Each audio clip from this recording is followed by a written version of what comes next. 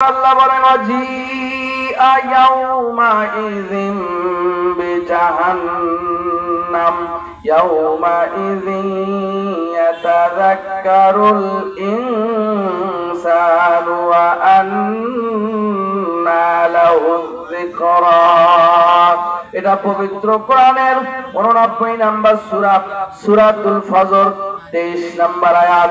আল্লাহ বলেন ওয়াজিআ ইয়াউমাইযিন বিজাহান্নাম, সেদিন জাহান্নামকে হাসরের মাঠে টেনে হেঁচড়ে নিয়ে আসা হবে। ভাইরা আমার, হাসরের মাঠে পৃথিবীর ইতিহাসে আদম থেকে শুরু করে নিয়া যত মানুষ আল্লাহ পাঠাইছেন সমস্ত মানুষগুলারে হাসরের মাঠে আল্লাহ একত্রিত করবেন। এরপরে জাহান্নামকে টেনে হেঁচড়ে হাসরের মাঠে নিয়ে আসবেন। হাদিস খোলেন রিয়াদুস সালিহিন 402 নম্বর হাদিস। বিশ্বনবী বলেন ৭০ আলফা জিমামিন কুল্লু জিমামিন ৭০ আলফা মালাকিন।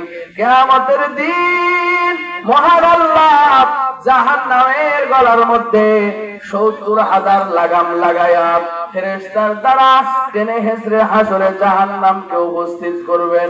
নবী বলেন কুল্লু জিমামিন ৭০ আলফা মালাকিন, এক একটা লাগামের মধ্যে ৭০,০০০ করে ফেরেশতা থাকবে। তাহলে যদি ৭০,০০০ লাগাম হয় আর এক একটা লাগামে ৭০,০০০ করে ফেরেশতা হয়, একটু চিন্তা করেন তো জাহান্নামটা কত বড়। এই জাহান্নামকে যখন হাসরের মাঠে নিয়ে আসা হবে, জাহান্নাম এবার হাসরবাসীদেরকে দেখার সঙ্গে সঙ্গে হাউমাউ করে চিৎকার করতে থাকবে।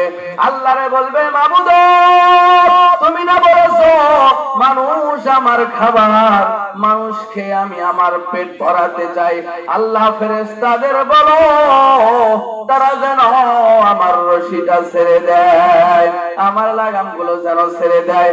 আমি একটা লাফ দিয়া গোটা হাসরবাসীদেরকে খেয়ে একেবারে শেষ করে দিব। জাহান্নামের ভয়ঙ্কর চিৎকার শুনে ওই হাসরবাসীরা অত্যন্ত ভীত সন্তুষ্ট হয়ে যাবে, দিক বিদিক ছুটতে থাকবে, আমার জীবন আমার জীবন ইয়া নাফসি ইয়া নাফসি বলে কাঁদতে থাকবে। নবী বলেন সাহাবীরা শোনো, হাসরের মাঠে যখন জাহান্নামকে নিয়ে আসা হবে, জাহান্নামের ভয়ঙ্কর চিৎকার শুনে যুবক ছেলেগুলা ভয়ের চোটে সেদিন বৃদ্ধ হয়ে পরিণত হয়ে যাবে। গর্ভধারী মাদের গর্ভ খসে পড়বে, তারা বুঝতেও পারবে না। আপনি চিন্তা করতে পারতেছেন সময়টা কতটা ভয়ানক হবে। একজন গর্ভবতী মার গর্ভ খসে পড়বে, সে বুঝতে পারবে না, এতটা ভয়ঙ্কর হবে সময়টা। যাই হোক, জাহান্নামের দীর্ঘ লম্বা বর্ণনা আছে, জাহান্নামের দীর্ঘ লম্বা বর্ণনা দেওয়া যাবে না। আসুন আমরা জানার চেষ্টা করি আসলে জাহান্নামে যাবে কারা, জাহান্নাম আল্লাহ কেন সৃষ্টি করলেন, কার দ্বারা জাহান্নামকে পরিপূর্ণ করবেন। আমরা এই বিষয়গুলো জানবো, তাহলে আমাদের এই বিষয়গুলো এড়িয়ে চলা সহজ হবে। ঠিক কিনা বলেন? আপনাদের মনোযোগ আছে তো, না শুধু রাস্তার মানুষজন দেখতেছেন? এদিকে মনোযোগী হন। আমার আল্লাহ বলেন আল্লাযীনা কাফারু লাহুম নারু জাহান্নাম লা ইউকদা আলাইহিম ফায়ামুতু ওয়া লা ইউখাফফাফু আনহুম মিন আযাবিহা কাযালিকা নাজজি কুল্লা কাফুর। এটা পবিত্র কোরআনের 35 নম্বর সূরা সূরাতুল ফাতির 36 নম্বর আয়াত।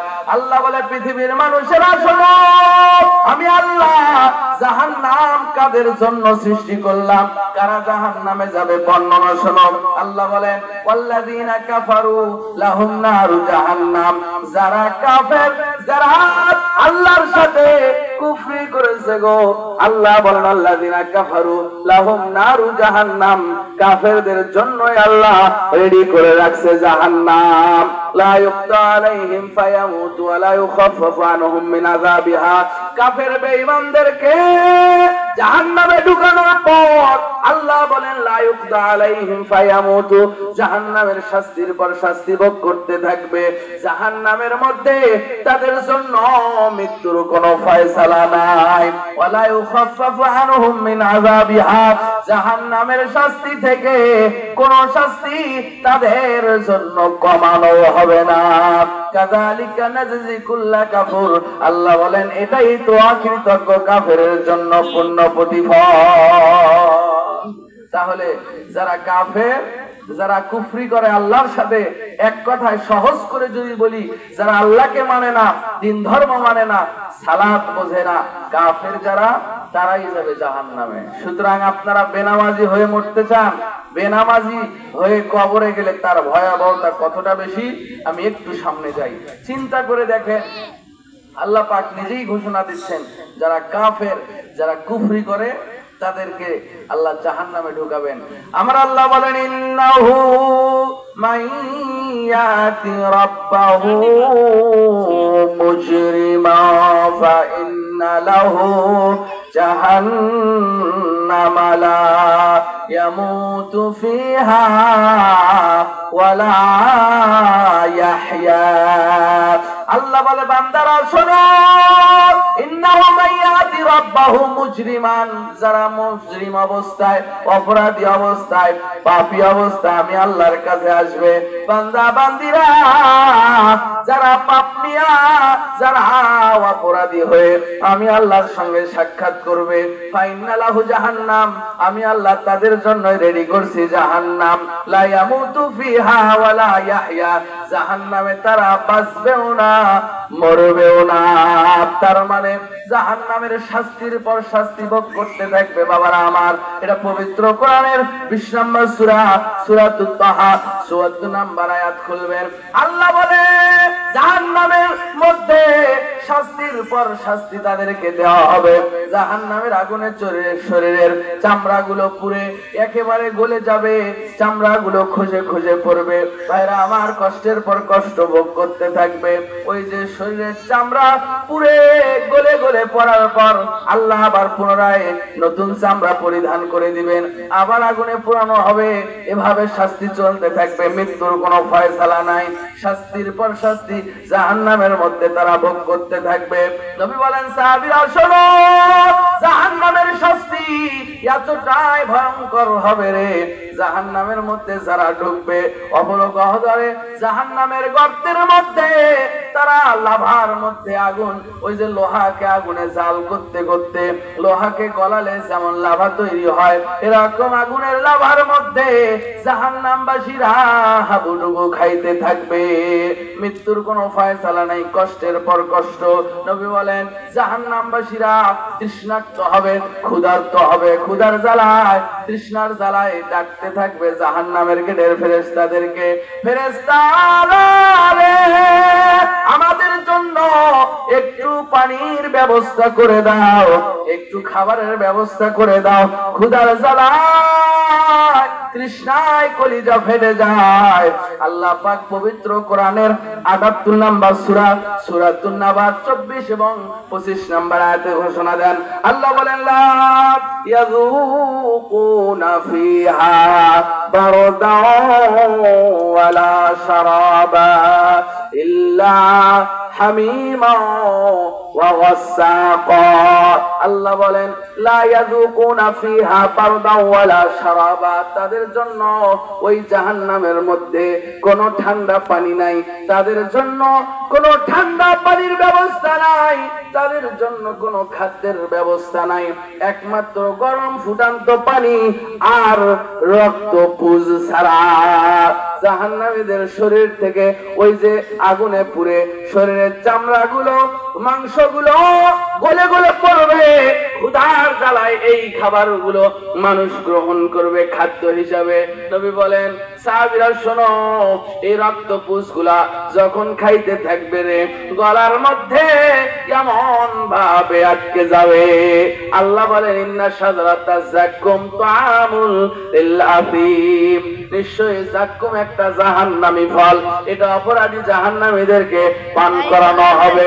জাহান্নামের মধ্যে এই ফল খাওয়ার সাথে সাথে এই ফলে গায়ের মধ্যে যে কাঁটাগুলো ছিল গো গলার মধ্যে এমন ভাবে ফুটে যাবে, এই ফলটা গলায় এমন ভাবে আটকে যাবে। নবী বলেন সাহাবীরা শোনো, বাহিরেও বের করতে পারবে না আর গিলেও ফেলতে পারবে না। ভাইরা আমার, সামান্য মাছের কাঁটা যদি আমাদের গলায় লেগে যায়, গলায় আটকে যায়, কতটা যন্ত্রণা না হয় গো। ওই জাহান্নামের ফলের কাঁটা গলার মধ্যে এমন ভাবে আটকে যাবে, নবী বলেন বাহিরেও আনতে পারবে না, ভেতরেও গিলে ফেলতে পারবে না। শাস্তির পর শাস্তি, শাস্তি কমানোর কোনো সিদ্ধান্ত নাই। আল্লাহ বলেন এমন সময় আল্লাহ পাক জাহান্নামবাসীরা যখন ক্ষুধার্ত তৃষ্ণার্ত, এমন সময় সরাসরি জাহান্নাম থেকে জান্নাতবাসীদেরকে আল্লাহ লাইভ দেখাবে। তারা দেখতে পাবে জাহান্নামবাসীরা জান্নাতবাসীদেরকে সরাসরি দেখতে পাবে যে আমরা কতটা কষ্টে আছি আর তারা কতটা সুখে আছে। তারা জান্নাতে দিক বিদিক ঘুরতেছে, দিক বিদিক যাচ্ছে, যা মন চাচ্ছে তাই খাচ্ছে।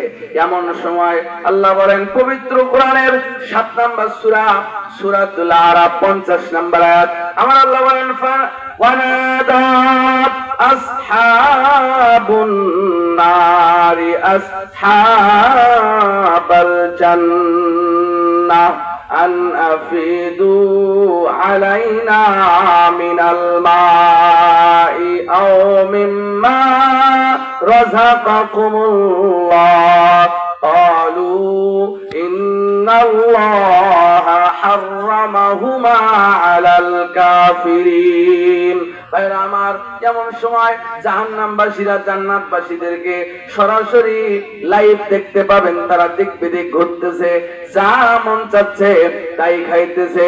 জাহান্নামবাসীরা জান্নাতবাসীদেরকে বলবে, ও জান্নাতবাসীরা তোমরা কত শান্তিতে আছো, তোমাদের পিপাসা নাই, ক্ষুধার কোনো যন্ত্রণা নাই। জাহান্নামে আমরা অত্যন্ত কষ্টে আছি, দুঃখে আছি। জান্নাতবাসীরা জান্নাত থেকে আমাদের জন্য একটু পানি পাঠাও, জান্নাত থেকে একটু খাবার পাঠাও, যা খেয়ে আমরা আমাদের প্রাণটা একটু বাঁচাই। জান্নাতবাসীরা বলবে ক্বালু ইন্নাল্লাহা হাররামাহুমা আলাল কাফিরিন, জান্নাতের নাজ নিয়ামত আল্লাহ কাফেরের উপরে হারাম করেছে। তাহলে জান্নাত কাদের উপরে হারাম বলেন তো? বুঝাতে চাচ্ছি, প্রথম আয়াত বলেছিলাম আল্লাহ পাক জাহান্নামে ঢুকাবেন কাফেরদেরকে। কাদেরকে? এই আয়াতে প্রমাণ হলো জাহান্নামে যাবে কাফেরেরা। কারা? কাফেররা। আপনারা কথা বলছেন না কেন? মন খারাপ? মন খারাপ করছেন না খাওয়া কম হয়েছে? জিলাপির দোকান তো এই পাশেও আছে, ও পাশেও আছে। আমার একটু তাকবীর দেন, লিল্লাহি তাকবীর, আল্লাহু আকবার। দেখেন আল্লাহ পাক নিজেই বুঝাচ্ছেন আপনাকে আর কিভাবে।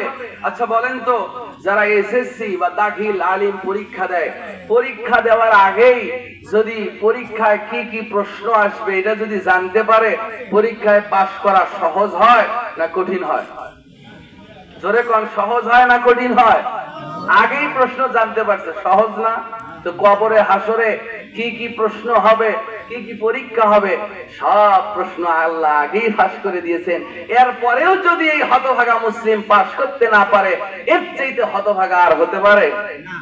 ভাইরা আমার, সুতরাং আসুন আমরা জাহান্নামের ফিতনা থেকে নিজেদেরকে একটু হেফাজতের চেষ্টা করি। ভাইরা আমার, জাহান্নাম খুব কঠিন জায়গা। মৃত্যুর পর হয় ফয়সালা হবে আপনার জান্নাতে, না হয় ফয়সালা হবে জাহান্নামের। কবরটা হয় জান্নাতের টুকরা হবে, না হয় জাহান্নামের টুকরা হবে। তাই মরণকে একটু ভয় করুন। আমরা বলছিলাম, আমরা আপনাদেরকে জানাতে চাই কিভাবে নিজেদেরকে সহজেই আমরা জাহান্নাম থেকে রক্ষা করতে পারি। আলহামদুলিল্লাহ, আল্লাহ কণ্ঠটা একটু ভালো হচ্ছে। দেখা যাক আল্লাহ পাক কতদূর কি বলার তৌফিক দেন। বলছিলাম জাহান্নামের সবচেয়ে কম শাস্তিও যাকে দেওয়া হবে, যার চাইতে আর কম শাস্তি নাই, সেই সর্বনিম্ন শাস্তি যাকে দেওয়া হবে, তার পায়ের নিচে শুধু আগুনের এক জোড়া জুতা রাখা হবে। কি বললাম বলেন তো? আগুনের এক জোড়া জুতা দেওয়া হবে। শুধু আগুনের এক জোড়া জুতা পরিয়ে দেওয়ার কারণে এই জুতার আগুনের তাপে তার মাথার মগজ টকবক করবে, ভাতের মারের মতো পড়তে থাকবে। তাহলে সর্বনিম্ন শাস্তি, যার চাইতে আর কম শাস্তি নাই, এইটাই যদি এমন হয় তাহলে এর ভয়াবহতা আরো কত বেশি। আল্লাহু আকবার। আল্লাহ আমাদের হেফাজত করুক, পড়েন আমিন। সবচাইতে কম শাস্তি যাকে দেওয়া হবে তিনি হলেন আমাদের রাসূলের চাচা আবু তালেব। নাম শুনেছেন আপনারা? আবু তালেব, ইনি রাসূলকে যতটা সাহায্য সহযোগিতা করছেন, যদিও মুসলমান হয় নাই। কেন তাকে এত কম শাস্তি দেওয়া হবে? একটু সময় দেন, একটু সামনে যাই। আল্লাহর নবীর চাচা আবু তালেবের যখন মৃত্যুর সময় হলো, আপনারা খুব ভালো করে জানেন, আমি জুমায় এই আলোচনাগুলো বরংবার আপনাদেরকে শুনাইছি। বাবারা আমার, একটু খেয়াল করেন, রাসূল আমার 6 বছরে মা হারা, মার পেটে থাকতে বাবা হারা, মা নাই বাবা নাই, এতিম মুহাম্মদ দাদার কাছে লালন পালন হইতো, দাদা মানুষ করত। দাদাও যখন মারা গেল, আহারে, যার মাও নাই বাবাও নাই, দাদা দাদি কেউ নাই, তার মতো নিশ্চয়ই পৃথিবীতে আর কেউ থাকতে পারে। বাবা মা হারা সন্তানের হয় স্থান হয় দাদির কাছে, নানির কাছে, না হলে দাদার কাছে, নানার কাছে। কথা বলেন ঠিক কিনা? যাদের মা বাবা নাই, দাদা দাদির কাছে মানুষ হয়। রাসূলের দাদাও মারা গেলেন। রাসূলের দাদা মারা যাওয়ার পর এই আবু তালেব রাসূলকে নিজের ছেলের মতো করে মানুষ করেছেন। চাচার কাছে এইবার মৃত্যুর সময় কালেমার দাওয়াত নিয়ে গেলেন। চাচা গো, সারাটা জীবন কত মুশরিক বেঈমানকে কালেমা পড়ায়া জাহান্নাম থেকে রক্ষা করলাম। চাচা যান, আপনি আমার সবচাইতে কাছের মানুষ, আপনাকে বড্ড বেশি ভালোবাসি। ও চাচা, আপনি চোখের সামনে জাহান্নামী হয়ে মারা যান, সহ্য হয় না। চাচা যান, আমি মুহাম্মদকে যদি নবী হিসাবে নাও মানেন, আপত্তি নাই, একটাবার শুধু লা ইলাহা ইল্লাল্লাহ বলেন, কালেমার এই অংশটা একটাবার শুধু পাঠ করেন। চাচা গো, আমি আপনাকে জান্নাত নিয়ে যাব। চাচা এবার ভাতিজার মুখের দিকে তাকালেন, ভাতিজার চেহারার দিকে তাকায়া একটা পর্যায়ে কালেমা পড়বে ভাব। এমন সময় বেঈমান আবু জেহেল, উতবা সাহেব, কাফেরের সর্দারেরা এবার আবু তালেবের পাশে দাঁড়ায়া আবু তালেবকে উস্কানি দিতে লাগলো। ভাই গো, সারাটা জীবন বাবার ধর্মের উপরে অটল থাকলা, মৃত্যুর সময় তুমি কি ভয় মুহাম্মাদের কালেমা পড়েই নিবা? এই কথা শোনার পরে চাচা আবু তালেব আর কালেমা পড়লেন না। ভাইরা আমার, মুশরিক অবস্থায় এইবার আবু তালেবের মৃত্যুটা হয়ে গেল। আল্লাহর নবী অঝর নয়নে কাঁদলেন। যিনি এত সাহায্য সহযোগিতা করলো ইসলাম প্রচারের কাজেও, আবু তালেব সহযোগিতা করেছিল, কিন্তু কালেমা পড়ে নাই, তাকে জাহান্নাম থেকে নবী বাঁচাতে পারলেন না। অঝর নয়নে কাঁদলেন। নবী আমার জানেন, চাচাকে জাহান্নাম থেকে বাঁচানোর শেষ চেষ্টাটা করে দেখি। নবী আমার দুইটা জান্নাতি হাত দিয়া এবার চাচার মাথা থেকে শরীরটা মাসে করে দেওয়া আরম্ভ করে দিলেন। মাসে করতে করতে এবার যখন পায়ের কাছে চলে গেছে, আল্লাহ এবার আর দেরি করলেন না, জিবরাইলকে ডাক দিয়ে বলে, জিবরাইল যাও যাও, দুনিয়ায় চলে যাও। জিবরাইল রে, আমার নবীকে বলো, আমি আল্লাহ যদি কাউকে হেদায়েত না দেই, নবী মুহাম্মদ তুমি কিন্তু তাকে হেদায়েত দিতে পারবা না। বলেন তো, হেদায়েত দেওয়ার মালিক কে? হেদায়েত দেওয়ার মালিক হলো আল্লাহ। আমার নবীকে গিয়ে বলো, তার চাচা আবু তালেবের কপালে হেদায়েত নাই, সে যেন আর নিচের দিকে মাসে করতে করতে না নামে। নবী আমার পায়ের কাছে যখন চলে আসছেন, নবীজি জানেন তার হাত যেই জায়গায় লাগবে ওই জায়গায় জাহান্নামের আগুন ধরবে না। এবার জিবরাইল এসে বললেন, ইয়া রাসূলুল্লাহ, আল্লাহ নিষেধ করেছেন, আপনি আর নিচের দিকে নামতে পারবেন না। নবী আমার পা মাসে করতে পারেন নাই, এজন্য কিয়ামতের মাঠে শুধুমাত্র এক জোড়া পায়ে জুতা পরাই দেওয়া হবে আবু তালেবকে, জাহান্নামের জুতা। এই জাহান্নামের জুতার তাপে তার মাথার মগজগুলো টকবক টকবক করে ভাতের মারের মতো বেয়ে বেয়ে পড়বে। তাহলে আপনার আমার অবস্থা কি হবে চিন্তা করেন একবার। আল্লাহ আমাদেরকে জাহান্নামের ফিতনা থেকে হেফাজত করুন, আমিন। জাহান্নামের শাস্তি কতটা ভয়ঙ্কর আরেকটা আয়াত বলছি। পবিত্র কোরআনের 5 নম্বর সূরা সূরাতুল মায়েদা, এটা 37 নম্বর আয়াত। আমার আল্লাহ বলেন ইউরিদুনা আন ইয়াখরুজু মিনান নারি ওয়া মা হুম বিখারিজিনা মিনহা ওয়া লাহুম আযাবুম মুকিম। ভাইরা আমার, একটু চিন্তা করেন, কোথাও যদি আমাদের অসুবিধা হয়, এই যে আপনারা বসে আছেন, অসুবিধা হইলে এক পায়ে অসুবিধা হইলে আর এক পাশে বসেন। যখন আমরা ঘুমাই, এক পাশে ঘুমাতে অসুবিধা হলে আর এক পাশে হয়ে ঘুমাই। তার মানে যেখানে মানুষের সমস্যা হয়, সমস্যার সমাধানের চেষ্টা করে। জাহান্নামবাসীরা এবার তারা চিন্তা করবে, এত শাস্তি আমাদের এই দেহের উপর দিয়ে যাচ্ছে, এখান থেকে বাঁচানোর একটা পথ খুঁজি। জাহান্নামীরা এবার চিন্তা করবে, জাহান্নাম থেকে পালানোর দেখি তো কোন রাস্তা খুঁজে পাওয়া যায় কিনা। আবার বলছি, পবিত্র কোরআনের 5 নম্বর সূরা সূরাতুল মায়েদা 37 নম্বর আয়াত, আল্লাহ বলেন ইউরিদুনা ইয়াখরুজু মিনান নার। জাহান্নামবাসীরা এবার সিদ্ধান্ত নেবে, জাহান্নাম থেকে আমরা বের হয়ে পালায়া যাব। আল্লাহ বলেন ওমা হুম বিখারিজিনা মিনহা। জাহান্নামের মানুষেরা পালানোর জন্য জাহান্নামের গেটের কাছে যখন চলে যাবে গো, জাহান্নামের গেটের ফেরেশতারা ফুটবলের মতো লাথি মেরে আবার জাহান্নামের ভিতরে পাঠাই দিবে। বের হওয়ার কোনো পথ সেদিন থাকবে না। আমার ভাইরা ও আমার বন্ধুগণ, ও পর্দার আড়ালের মায়েরা, আমি চাই না আপনারা জাহান্নামী হন, আল্লাহ চান না আপনারা জাহান্নামী হন। জান্নাত যাওয়াটা আমাদের জন্য সহজ করে দিয়েছেন, জাহান্নাম থেকে বাঁচাটা আমাদের জন্য আল্লাহ সহজ করে দিয়েছেন। মায়েরা মনে রাখবেন, ও বাবারা মনে রাখবেন, আমি সামান্য কিছু আমল বলবো, যে আমলগুলো যদি নিয়মিত করতে পারেন, আল্লাহ জাহান্নাম থেকে আমাদেরকে হেফাজত করে জান্নাত দিয়ে দিবেন। তার আগে পবিত্র কোরআনের ওই যে 101 নম্বর সূরা সূরাতুল কারিয়ার ভিতরে আল্লাহ বলেন فأما ما ثقلت موازينه فهو في عيشة راضية وأما من خفت موازينه فأمه هاوية। আল্লাহ বলেন এই দুইটা আয়াতের তরজমা শুনলে স্পষ্ট হয়ে যাবে কেমনে জান্নাত আর কেমনে জাহান্নাম মিলে। আল্লাহ বলেন সেদিন যার নেকির পাল্লা ভারী হবে, আল্লাহ পাক মিজানের পাল্লায় আপনার জীবনের সব আমল ওজন করে আপনাকে দেখাবেন। আল্লাহ কোন বান্দার প্রতি সামান্য পরিমাণ জুলুম করবেন না। আপনি খুব চালাক মানুষ, আল্লাহরে বলতে পারেন, আল্লাহ আমি দুনিয়াতে এই অন্যায় তো করি নাই, মাবুদ গো তোমার ফেরেশতাদের কোথাও বোধহয় ভুল হয়েছে, আমি তো জমির আইল কাটি নাই, ফজরের ওয়াক্তে একদিন বেড়ারে মসজিদে দেখা যায় না, আজানের আগে গিয়া জমির আইল কেটে আসে, এমন মুসলিম বাংলাদেশে আছে না নাই? আল্লাহ বলেন ফেরেশতারা শোনো, কিয়ামতের দিন এই বান্দা আল্লাহর কাছে অস্বীকার করতে পারে না, না আল্লাহ জীবনে কোনদিন আমি জমির আল কাটি নাই।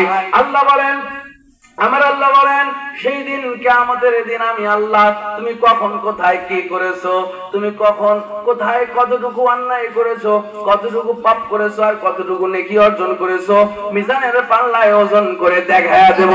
দেখেও যদি তোমার বিশ্বাস না হয়, আল্লাহ বলেন ফাম্মা মান সাকুলাত মাওয়াজিনুহু ফাহুয়া ফি আইশাতির রাদিয়া। আল্লাহ বলেন ফামান ইয়ামাল মিসকালা যাররাতিন খায়রান ইয়ারা। আমার পাশে হুজুর বসে আছেন, অর্থ দেখেন, গ্রামার যারা জানেন। আল্লাহ বলেন যারা যারা পরিমাণ নেক আমল করবে, আল্লাহ কিয়ামতের দিন তাকে তা দেখায় দিবেন। ফামান ইয়ামাল মিসকালা যাররাতিন খায়রান ইয়ারা। ইয়ারা শব্দের অর্থ হলো দেখা, আল্লাহ পাক দেখায়া দিবে কয়টা ভালো কাজ করছো, কয়টা খারাপ কাজ করছো, সব ভিডিও করা আছে। জীবনে কত প্যাকেট বিড়ি শেষ করছো, সব আল্লাহ রেকর্ড করে রাখছেন। ভাইরা আমার, এই বাংলাদেশের যুবক ভাইরা বাবার সামনে সিগারেট খায় না, গোপনে সিগারেট খায়, একটা সিগারেট 4 জন মিলে খায়, এমন লুচরা এই সমাজে আছে না নাই? বাবার দেখে নাই, কোনদিন মা দেখে নাই, দাদা দেখে নাই, সবার চোখের আড়ালে বিড়ি খাইলেও আল্লাহর চোখের আড়াল কি হতে পারবে? আল্লাহ বলে তুই কয়দিন কয় প্যাকেট বিড়ি খেয়েছিস, সব হিসাব আমি আল্লাহর কাছে আছে, কিয়ামতে তোকে সব দেখায় দেব। বলছিলাম আল্লাহ বলেন ফাম্মা মান সাকুলাত মাওয়াজিনুহু, দেখেন জান্নাত আর জাহান্নাম কেমনে ফয়সালা হবে। আল্লাহ বলেন পৃথিবীর মানুষেরা শোনো, যার নেকির পাল্লা সেদিন ভারী হবে, তার থাকার জায়গা হবে সন্তুষ্টজনক অবস্থায়, মানে জান্নাত। আর যার নেকির পাল্লা হালকা হবে, তার থাকার জায়গা হবে হাওয়া নামক জাহান্নাম। তাহলে আমরা কয়টি আমল পেলাম? নেকি লাগবে বাবা, জান্নাত যেতে হলে আমাদের নেকির প্রয়োজন, আর জাহান্নাম থেকে নিজেদেরকে হেফাজত করতে হলে আমাদের পাপ মুক্ত থাকতে হবে। সুতরাং এমন কিছু আমল করতে হবে যে আমল করলে নেকির পাল্লা সেদিন ভারী হবে, এবং এমন কিছু কাজকর্ম এড়িয়ে চলতে হবে যে কাজকর্মগুলো করার মাধ্যমে আমাদের নেকি ধ্বংস হয়ে যাবে। বলছিলাম লম্বা বর্ণনা, জানি না কতটুকু বলতে পারবো। আমি আপনাদেরকে সহজ একটা আমল বলে দিই, নিজেদেরকে জান্নাতমুখী করার এবং জাহান্নাম থেকে হেফাজত করার। রাসূল বলছেন মান সাআলাল্লাহাল জান্নাতা সালাসা মাররাতিন ক্বালাতিল জান্নাতু আল্লাহুম্মা আদখিলহুল জান্নাহ। আমাকে ওয়াদা দেন এই আমলটা নিয়মিত করবেন ইনশাআল্লাহ। সকলে ইনশাআল্লাহ বলেন। রাসূল জানতেন তিনি জান্নাতি মানুষ, এরপরেও রাসূল এই আমলটা নিয়মিত করতেন। সুবহানাল্লাহ বলবেন না? এবং উম্মতের জন্য কত সহজ করে দিয়েছেন। হুজুর বসে আছে, রাসূল বলছেন মান সাআলাল্লাহাল জান্নাতা সালাসা মাররাতিন, কেউ যদি দিনে শুধু 3 বার আল্লাহরে বলে আল্লাহ আমি তোমার কাছে জান্নাত চাই, কি বলে? আল্লাহ আমি তোমার কাছে জান্নাত চাই, ক্বালাতিল জান্নাতু আল্লাহুম্মা আদখিলহুল জান্নাহ, তখন জান্নাত জান্নাতের ভাষায় আল্লাহকে বলতে থাকে আল্লাহ তুমি ওই বান্দাটাকে জান্নাতে প্রবেশ করাও। সুবহানাল্লাহ। আপনি শুধু চাইলেন আল্লাহর কাছে 3 বার, কিভাবে চাইতে হবে সেইটাও আল্লাহ রাসূল শিখিয়ে দিয়েছেন। আপনি বলবেন আল্লাহুম্মা ইন্নী আসআলুকাল জান্নাতাল ফিরদাউস, এই দোয়াটা পড়ে জান্নাত চাইবেন। রাসূল বলছেন সাহাবীরা শোনো, জান্নাতের শ্রেষ্ঠ জান্নাতের নাম হলো জান্নাতে ফিরদাউস। জান্নাতের প্রায় 70টা স্তর আছে, সর্বোচ্চ স্তরের নাম হলো ফিরদাউস। তোমরা যখন আল্লাহর কাছে জান্নাত চাইবা, তোমরা শ্রেষ্ঠ জান্নাত জান্নাতুল ফিরদাউস চাইও। পড়ান আমার সাথে আল্লাহুম্মা ইন্নী আসআলুকাল জান্নাতাল ফিরদাউস, আল্লাহ নিশ্চয় আমি আপনার কাছে জান্নাতুল ফিরদাউস চাচ্ছি। এই দোয়াটা আপনি 3 বার করে শুধু বলবেন, জান্নাত আপনার ব্যাপারে আল্লাহর কাছে সুপারিশ করবে। ঠিক সেরকম ভাবে নবী বলছেন অনিস্তাজারা মিনান নার, কেউ যদি জাহান্নাম থেকেও একই ভাবে 3 বার আল্লাহর কাছে পানাহ চায়, যদি বলে আল্লাহুম্মা আজিরনি মিনান নার, এই দোয়াটা 3 বার পরে আল্লাহর কাছে পানাহ চায়, ক্বালাতিন নার আল্লাহুম্মা জিরহু মিনান নার, জাহান্নাম আল্লাহকে বলে আল্লাহ অমুক বান্দাকে তুমি জাহান্নামের ফিতনা থেকে বাঁচাও। জোরে কোন সুবহানাল্লাহ। সহজ হয়ে গেল না? আর একটা হাদিস শুনেন, জামে তিরমিজি খোলেন, হাদিস নাম্বার 2004। বিশ্বনবী বলেন আতাদরুনা মা আকসারু মা ইয়াদখিলুন নাসাল জান্নাতা, সাহাবীরা তোমরা কি বলতে পারো কোন আমলের মাধ্যমে আল্লাহ মানুষকে বেশি বেশি জান্নাতে প্রবেশ করাবেন? কোন আমল করলে মানুষ বেশি জান্নাত পাবে গো? বলেন তো, জানার দরকার আছে না নাই? সাহাবীগণ বললেন আল্লাহু ওয়া রাসূলুহু আলামু, আল্লাহ এবং তার রাসূলই ভালো জানেন। নবী বললেন সাহাবীরা শোনো, 2টা আমলের মাধ্যমে মানুষকে আল্লাহ বেশি বেশি জান্নাতে প্রবেশ করাবে। 1 নম্বরে তাকওয়াল্লাহ, 2 নম্বর হুসনুল খুলুক। 1 নম্বর হলো আল্লাহর ভয়, 2 নম্বর হলো উত্তম চরিত্র। জোরে জোরে কোন সুবহানাল্লাহ। ভাইরা আমার, পৃথিবীতে বহু আমল আছে, নামাজ রোজা হজ যাকাত, এগুলা আমলের কথা কিন্তু নবী বললেন না। মূল 2টা আমলের কথা বললেন। 1 নাম্বার হলো তাকওয়াল্লাহ, আল্লাহর ভয়। 2 নাম্বার হলো হুসনুল খুলুক, মানে হলো উত্তম আচার ব্যবহার। আল্লাহর নবী জানেন কারো মনের